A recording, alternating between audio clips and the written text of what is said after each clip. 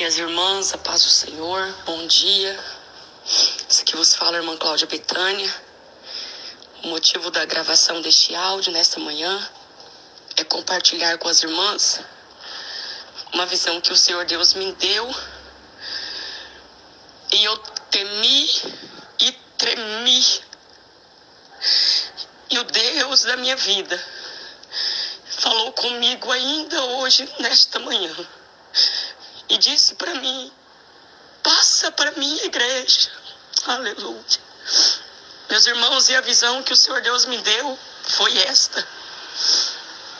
Eu estava sentada em um lugar, de modo com que eu olhava na minha lateral. Eu via uma igreja. E esta igreja, em volta dessa igreja, na parte externa desta igreja, estava sendo formado um círculo. E dentro, por fora, do lado de fora deste círculo, a palavra sistema estava sendo escrita. A palavra sistema estava sendo escrita, letra por letra. De modo que, conforme a palavra sistema ia sendo escrita, o círculo ia se fechando. O círculo ia se fechando em volta dessa igreja. De modo que, quando o círculo ia fechando, essa igreja ia sendo expulsa da parte central deste círculo. De modo que a igreja ficava entre uma ponta do círculo e a outra para fechar. E este círculo ia fechando, expelindo então a igreja daquela brecha, daquele círculo.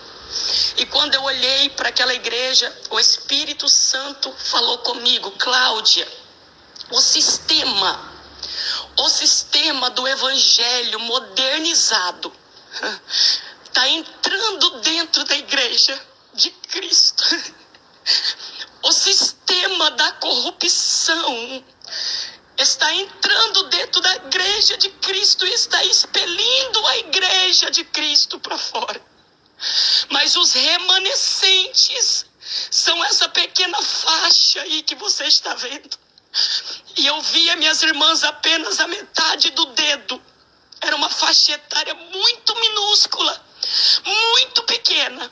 E o Espírito Santo falava ao meu coração: o círculo do sistema ainda não se fechou por completo na igreja, porque existe uma faixa etária, ainda que pequena, mas que são os verdadeiros